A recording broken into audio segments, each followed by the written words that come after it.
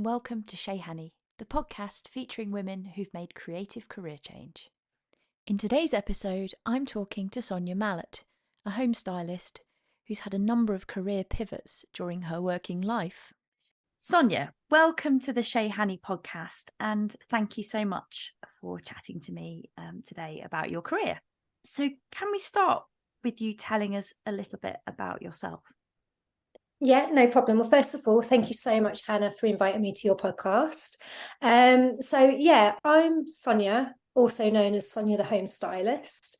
I'm based in a relatively small market town in Beccles, which is in Suffolk.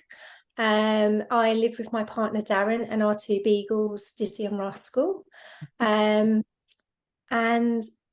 just a beautiful part of the country. We're close to the beach, close to woodlands. So I don't want to give too much away at this point because I'm sure they're going to be part of some of your questions. So that's kind of me. Lovely. Thank you so much. So what was your original career and how did you get into that in the first place? So I've basically been in the sports industry for over 25 years. I did a degree in textiles at Bolton Institute. And from there, when it was kind of like at the final year of being at college, applying for jobs, and it was one of those back then, it was like, oh, we haven't got any experience. It's like, no, because I've been at college for 3 years. It's like, how do you kind of get that catch-22? And it wasn't, I mean, back then you used to have something called like a sandwich course. I don't know if you do it, if they have it still now, where you do like 3 years studying and a year's kind of work experience. But the course I was on didn't offer that. And then one of the lecturers contacted me and said, oh, Reebok are looking for a year's placement for a product developer. Would you be interested? And I'm like, absolutely, yes, please. It was a temporary position, but it was like, even if it's just for 12 months, it gets my foot in the door, it gets an incredible brand on the CV, and let's see what happens. And basically 3 years later, I was still there. Pretty much within about 4 months, they kind of said, we just see this as a contract that keeps rolling. That was an amazing opportunity, and basically getting my foot on the ladder as such. From Reebok, it was back in the day where you almost had a job for life, which doesn't really happen anymore. Obviously I was very young, I was very ambitious, very career driven, but the only opportunity of me kind of climbing the ladder was waiting for someone else to leave. And like I said, back then people just didn't. So a designer that I was working with at Reebok, he left and went to work for the sports company New Balance, and essentially approached me and said, I've got an opportunity if you fancy jumping ship to come on board as a product developer. So I did, and very, very quickly things changed and escalated. I mean, I was with the business for 7 years. I went in as a product developer for apparel. Then a new manager came on board, and she kind of saw that I had potential and got me involved in what was classed as like product marketing. So I ended up doing product marketing on accessories, on apparel, and then through the 7 years, it was kind of another it was like the marketing director. She wasn't my direct boss, but she then saw that I really had a very commercial eye. I was very good with putting colours together. So she then got me working on footwear. So I basically have footwear, apparel and accessories background, which is quite unusual because normally someone in the industry that I'm in, you specialise in certain areas.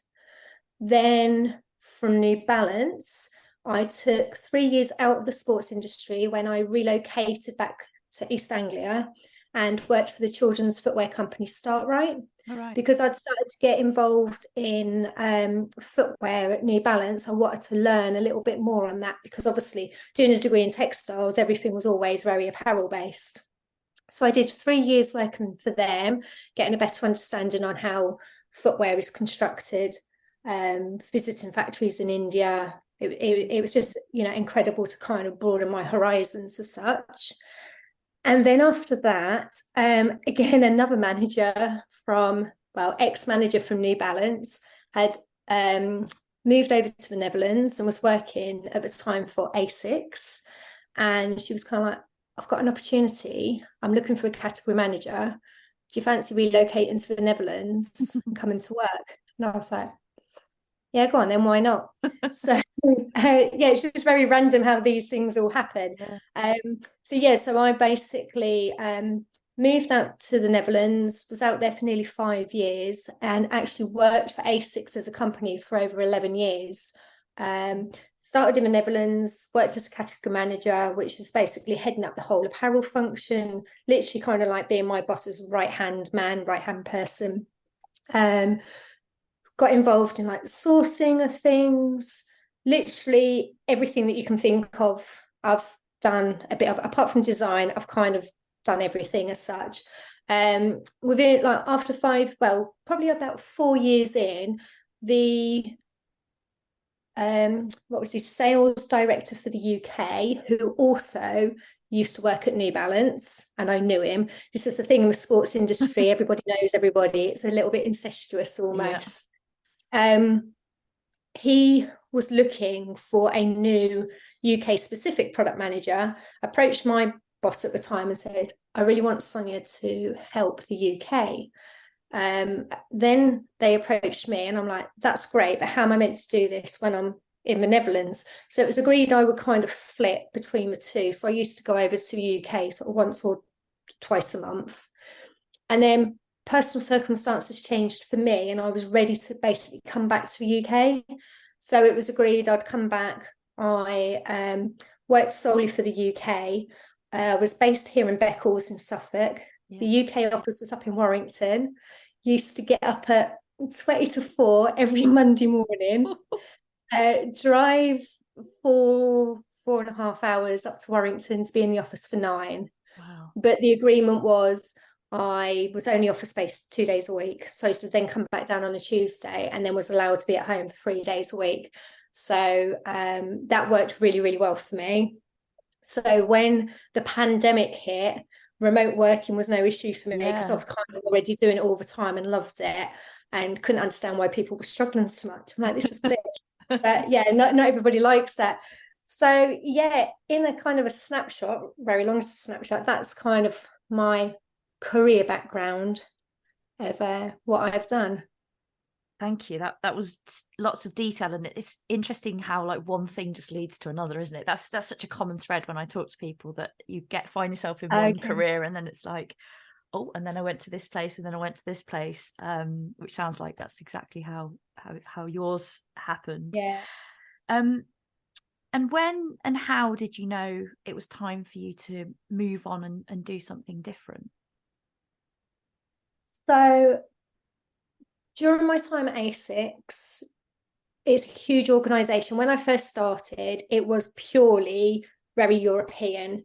Then with lots of very large corporations, you suddenly become global. And once you start going global, you end up losing control of what you can and can't do. And I experienced, I think maybe 2 or 3 restructures before I left.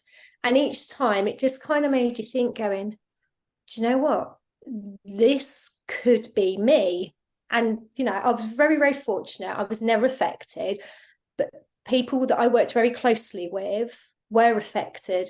And it was literally, I think, the year before the pandemic, there was quite a large restructure. And I just remember coming home and saying to my partner, Darren, it's like, I'm okay this time round, but it's like, it's just getting a bit too close for comfort. And I'm like, what would I do? Because it's like, I am not at the point where I want to be bouncing backwards and forwards down to London on a regular basis. Kind of done with that. Being able to have the flexibility that I had in terms of being home-based 3 days a week, only being in office 2 days a week. My kind of work-life balance was really, really important. And it's like, you know what, I've done my years of flying around the world, jumping on planes, being in hotels.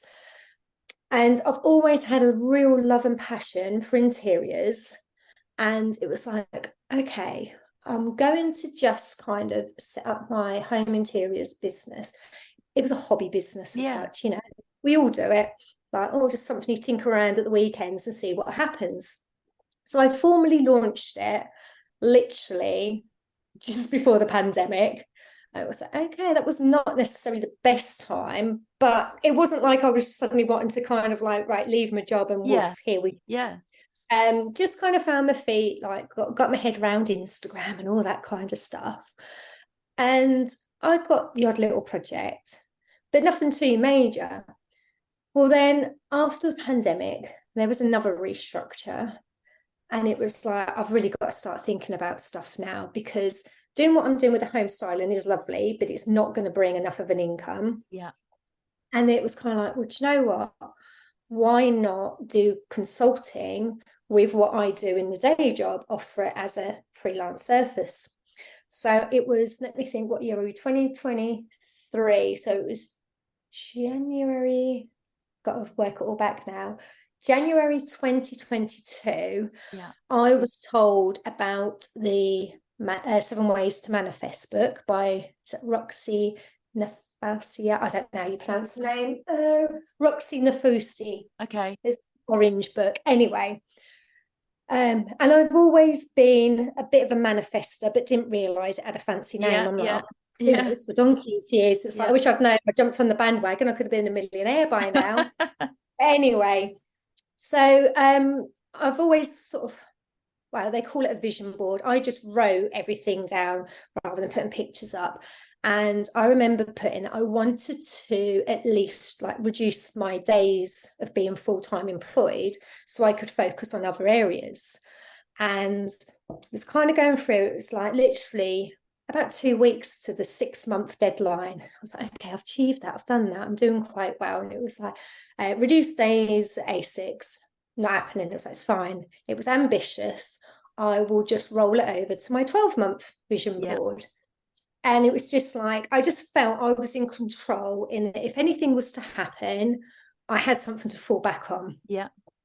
And literally within 48 hours of me going through that checklist, I had an email in my inbox from I can't say it was my boss, because he wasn't, but he was like the head of the department, and HR. And it was like, okay, this email is inviting me to a meeting for one or two reasons. Either my boss is leaving or they're getting rid of me. Yeah. And it was the latter. It was basically, we are parting company. Now, obviously, it was a complete shock. Yeah. There was no big restructure. There was no whispers in the corridors or anything like that. It came completely out of the blue. However, it's almost like it was what I'd been dreaming of or hoping for so long. So it's quite ironic that in literally 48 hours to like my 6 months of wishing for this, it then happened. So after I got past the initial shock, it was like, it's not a bother. I'm in a good place. You know, my home styling is ticking over quite nicely. Product consultancy is going really, really well. I knew what I wanted to do with the product consultancy. So it wasn't kind of like, oh, what am I going to do? So it's like, yeah, bring it on. That's amazing. So it's almost like, as you say, you'd kind of almost preempted it, because you'd seen what had been going on for several years around you. And I suppose the brain works in a fascinating way, doesn't it? How it kind of is formulating a plan for you before you necessarily even realize, and then you were ready when that situation came to you. And that must have been a good, I mean, after the shock, as you say, you know, big shock to get an email like that and have that kind of conversation. But then also, I guess that when that moment dropped where you realized that you had a plan. No, absolutely. And as we go through this podcast, lots of very random things happen with me. And I always say to so many, it's almost like it's all or nothing when it comes to me. In that you just think, oh, it will just be gradual. And it's like, no, it's actually like you've gone from, I just would like to be employed a couple of days a week. No, actually, we're going to just let you go all together. But yeah, I've got, there's a few more interesting ones that you'll discover as we continue with our chat. So talk to us a bit about home styling and what that, because some people might not know exactly what that involves, and how did that side of your business grow once you'd sort of started to do that more? Well, I wouldn't say full time, because it sounds like you were doing that part of the time, and you were doing your consultancy part of the time. But how did it grow? And yeah, what is home styling for people that don't know? Yeah, so ultimately, home styling is no different to interior design. I decided to choose the terminology home styling because I wanted it to be that my services are open and available to everybody. And sometimes interior design can have that perception that you have to be wealthy, or only a certain kind of clientele can afford. And I say to all my clients, it doesn't matter, whatever your budget is, we can do something. So I kind of specialize. I offer 4 services, but I probably specialize more in 2 of those 4, and that's just based on what people come to me for. So my home styling as a category essentially is where I do a lot of color montages, color proposals for rooms, which then develop into mood boards. That's probably my biggest, most popular kind of service that people come to me. I love working with color, where if you go like onto my Instagram, it's very visual, it's very aesthetic, because to me it's like it's my portfolio of giving you a flavour of what I can offer. I then offer a personal interior design service, which is basically getting paid to shop for people. Because believe it or not, there are people out there that either don't have the time, don't enjoy shopping, but they still want their home to look beautiful. So they can come to me with either an idea of what they're looking for, or I can put a proposal together and I can source all the products they want, whether it's something you can find in a shop or if it's something that's bespoke. I then offer, excuse me, a home organising service, which is basically where I can go in and I can help people declutter, reorganize, find homes for, unloved or unwanted items in their home. And then the most recent service that I've added, which has been quite popular, is photo styling. And that all came about from me doing almost like being a photographer's assistant, supporting and helping on the styling side of things. And I absolutely loved it. And was very, very honoured that back in May, my first major project was to home style a 7-bed manor house in Buckinghamshire, which was just incredible. Wow. And it was just like, I feel like I'm absolutely living the dream and I'm getting paid for this. It's like win-win. So yeah, that's essentially like the 4 main things that I offer in the home styling. And alongside that, so since you were made redundant, you then have started consulting and kind of doing your old job, but you're in charge, I guess, is that the way it sort of works? Yes, so with the product consultancy, it's been an interesting one, because when I first started, I naively thought, all my contacts in LinkedIn will hear that I've decided to go out on my own, and I'll be contacting, and they'll be like, yeah, we can use you. Here's a project here, a project there. And I was kind of like, if I could just say like get 2 or 3 days a month to start with, that would be perfect. And it didn't happen. It just was like nobody was interested in taking somebody on a consultancy basis, which I was really surprised about, because it's like there's so many benefits of not having an employed member, team member. You can, contact them as and when is needed. You haven't got to worry about all the expense of having someone on the books and everything else. But then what did happen, which was really bizarre, is I had a couple of people reach out to me that were startups, no knowledge, no experience at all in the apparel industry, but they wanted to create their own apparel brand. So they were reaching out to me for advice. But on top of that, which was another curveball, they wanted to produce everything in the UK. Right. And had no experience on UK manufacturing at the time, because obviously working for really large sports organisations, everything's done either in Europe or the Far East. Yeah. So it was a really steep learning curve for me. But I loved it. It was brilliant in that I had to do all the investigating myself, all the research, because again, you go onto LinkedIn, I've got hundreds and hundreds of contacts. Can anybody help with, put me in contact with UK manufacturers? And everyone like, no, they just shut down. It's like, no, if you want to find that information out, you've got to do it yourself, Yeah. which I did. And Yeah. it was great. So I've helped out a number of various startups, which has been brilliant, from people that wanted to launch their own running collection, which is obviously my main background, women's sort of larger size products, Yeah. men's summer capsule collections, just totally different things. Yeah. The only downside with it is, which is such a shame, is that often people don't realize the investment it's going to cost to develop your own collection. Right. We go so far down the line, and then when it's like, right, we now need to get samples into work, even though they've been told time and time again what the costs are going to be, when it comes to the crunch of having to commit to it, they get cold feet. Right. So literally we go so far in the process, and then they're just, oh, I just need to have a little bit more of a think, and it just sort of drifts away, Right. which is a real shame.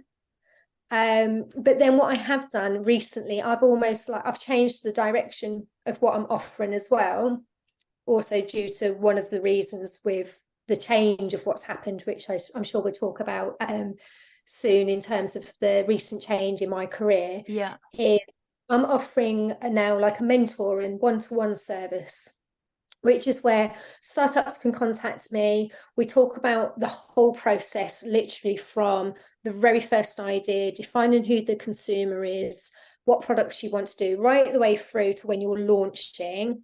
I offer like a step-by-step guide, which talks through everything. And I've had a couple of mentoring options since I've launched it. I've only launched it about 4 weeks ago. Yeah. And it seems to be going really well, where people literally will just have like a power hour, talk through everything. They go away with like a little PDF document, so they've got something to refer to, and they know that I'm on hand if and when they're ready to then take the next step. So that's working really well. That's great. So tell us about, because you've mentioned a couple of times that there's something has happened that's kind of changed quite significantly recently. So talk to us about that. Yeah, so I think anybody that is self-employed will know it's extremely difficult. It's really challenging getting the work. You kind of feel like you're continuously hustling, which isn't like a nice thing, but it's like ultimately it's something you have to do.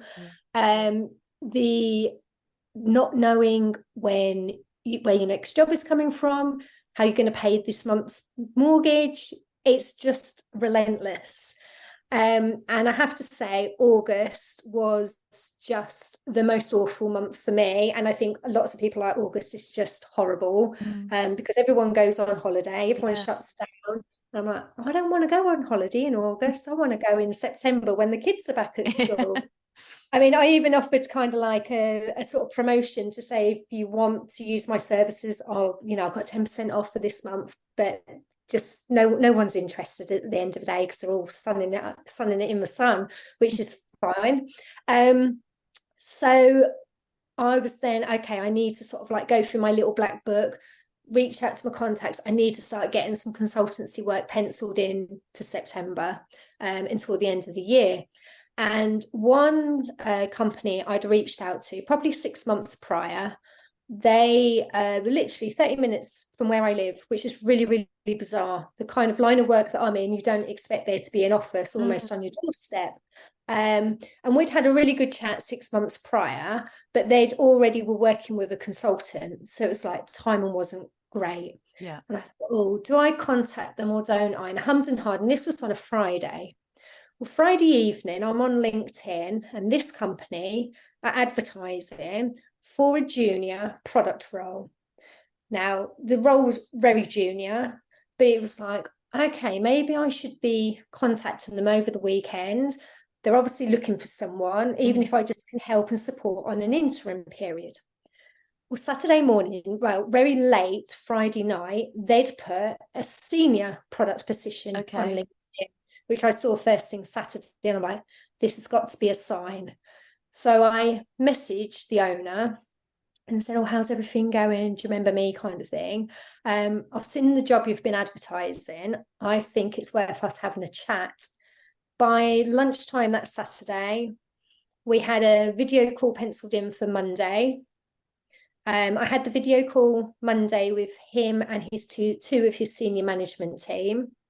Meeting was just going incredible. Straight after the meeting, he sent me an email saying, oh, it looks like the stars are aligned, possibly for you to be starting your new chapter with us at the beginning of September. Now, I know for some people that's a bit woo-woo, but for me, it's like, oh, I like how you're thinking, especially with the manifesting and everything. He then invited me to the office just up the road on the Thursday. Job offer was on the table. Contract was signed on the Friday, and I started 10 days later.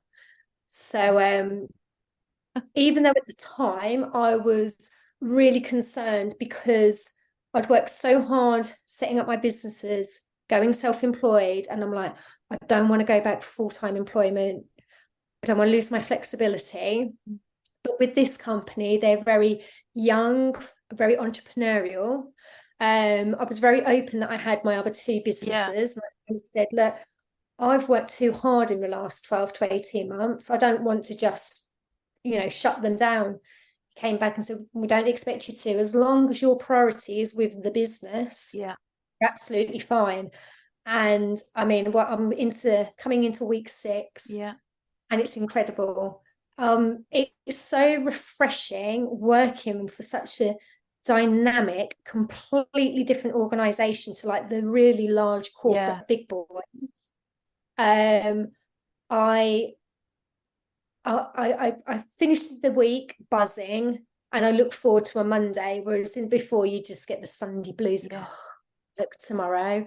Don't get me wrong, it's incredibly hard work because I'm juggling. I mean, I'm back working 9 till 5 Monday to Friday. I get to work at home 2 days a week, which is an absolute godsend. But if I have home styling projects to work on, it goes into the weekend and evenings. Yeah. For my Instagram content or social media content, it's evenings, weekends. It's not unusual for me to be working till 1 or 2 in the morning, getting my Substack posts typed up, ready for Friday or anything like that.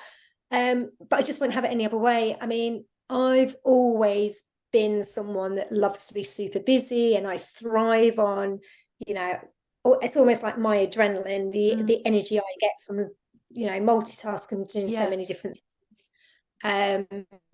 So yeah, it's really worked out incredibly well. Because like I was saying, it's like I'd manifest that I would like to have a contract, 2 or 3 days a week would be perfect. And it's you're going to have that, but it's going to be full time and it's going to be permanent, 5 days a week for the rest of it. But I have to say the relief of not having to worry how to pay the bills this month, because also my partner's self-employed as well, so when you're both self-employed, that's a double whammy. I mean, I got my first wage essentially a couple of weeks ago, and I'm like, oh my god, it's my first proper pay packet in over a year. And it just felt so good. So I kind of feel really privileged, I suppose, in a way that I've got the security of the full-time work, but I've still got the flexibility and the enjoyment of doing what I'm doing, even if I am ridiculously busy. But I feel like I'm living the best of both worlds.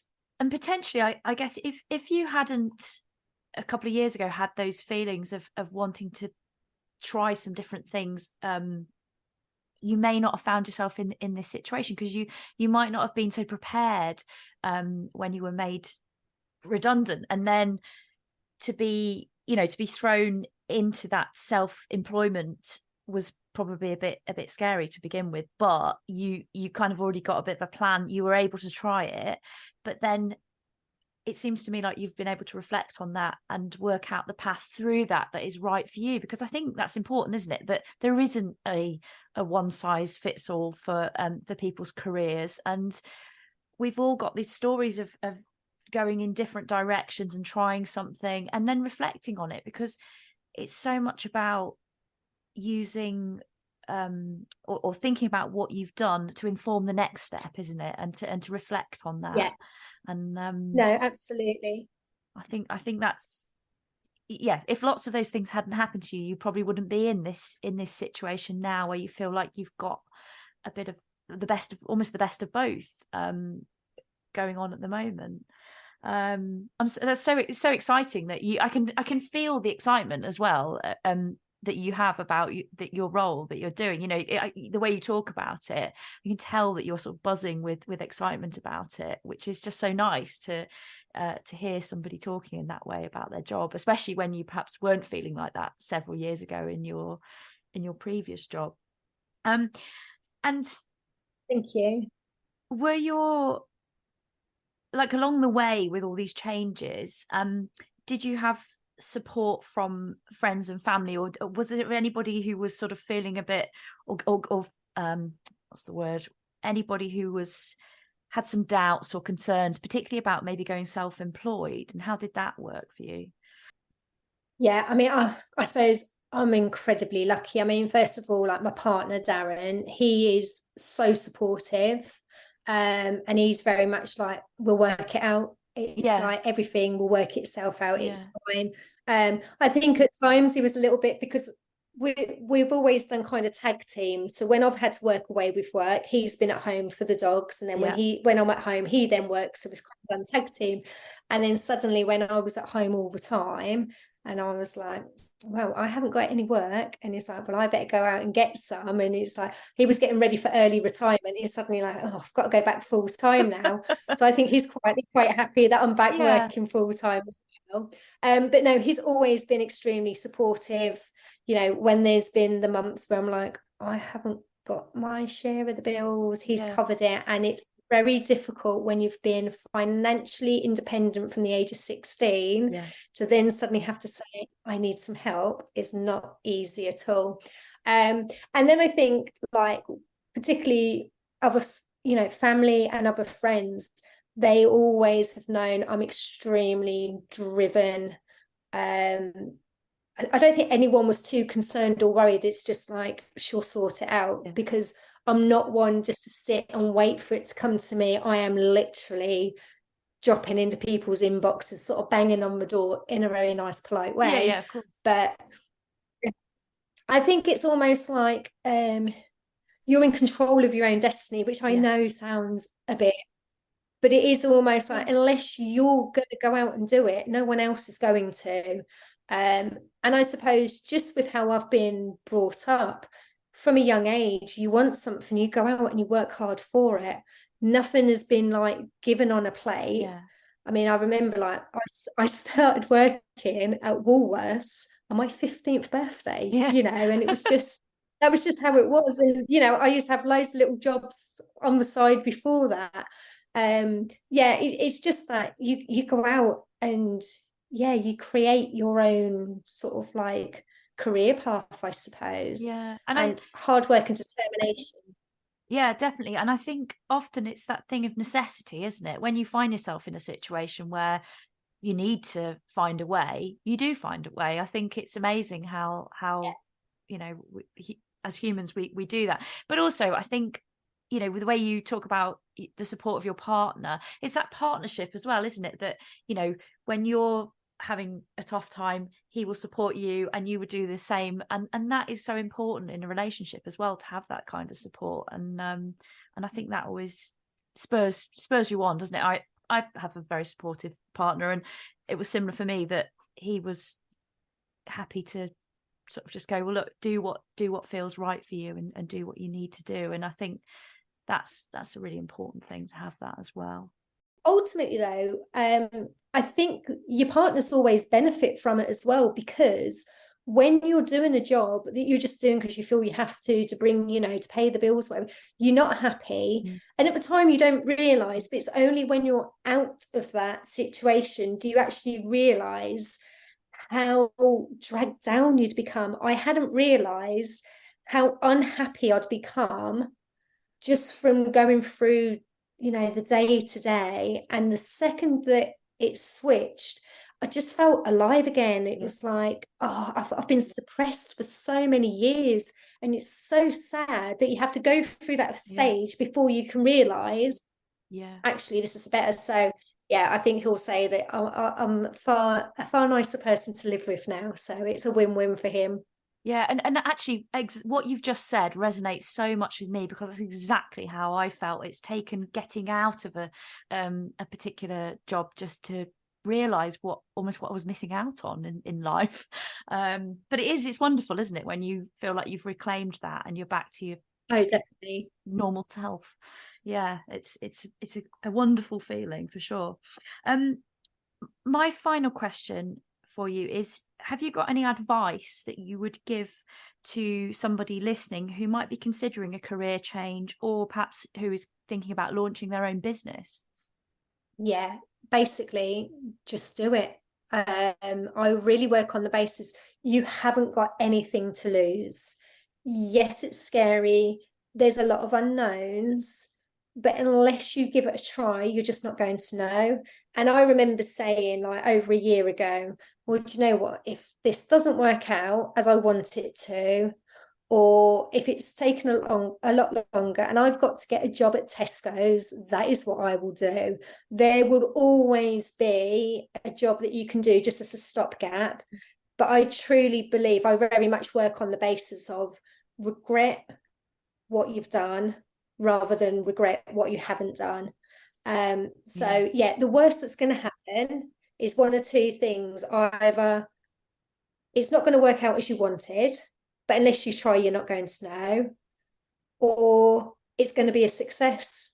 And if you don't just go for it, you're always going to be thinking, oh, but what if? Oh, but what if? So yeah, just be brave, go out there, do it.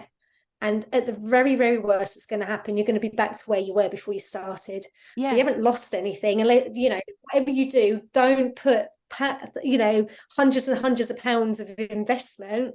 Don't go down that route. But literally, like for myself, with both businesses, I have spent minimal amount of money because I didn't have a load of money to put in. There are always a cheap alternative or cheaper option to do things. Website launches, you don't have to be spending thousands of pounds. There are cheaper alternatives out there. It's incredible what you can actually do yourself if you just look into it. And even if it's not perfect to start with, just getting your name and your brand out there, and the rest will then follow. And I remember reading something before I launched the home styling. It was something like, if you behave and tell everybody you're a interior designer, home stylist, photographer, whatever you are, whether you are or you're not, nobody else knows. Whether you've got one client or 1,000 clients, nobody else knows. It's just the perception that you give off. And I think, it's that, believe in it, live it. I know there's a saying, and I can't think of what the quote is, but it's like, what's it? Fake it until you make it. Yeah. Or there's but it's like, just go out there and believe in it, because you've got nothing to lose at all. Yeah, and it's having that confidence, isn't it? And it's finding that confidence and then going with that confidence and going, this is what I'm doing. And I think your story is so good, a great story for kind of showing that you've got to try something, because you don't know exactly which way that will work out.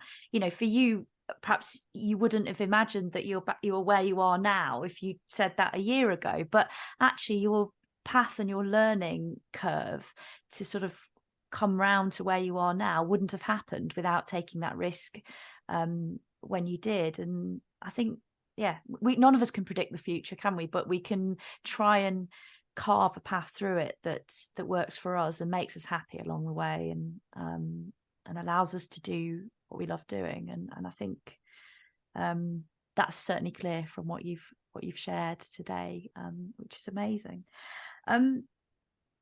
Sonya, thank you so much for talking to me today and sharing your story with my listeners. And I'm sure that people will be really inspired by your words of wisdom. So thank you very, very much. Oh, you're more than welcome. Thank you, Hannah, for inviting me. I've really enjoyed it. So Oh, thank you so much. That was Hannah Ash talking to Sonya Mallett on the Chez Hanny podcast. Sonya has a Substack page, sonyamallett.substack.com, and you can check out her home styling work on her website and Instagram pages. The links are in the show notes. I really hope you've enjoyed this episode, and I look forward to sharing the next one with you very soon.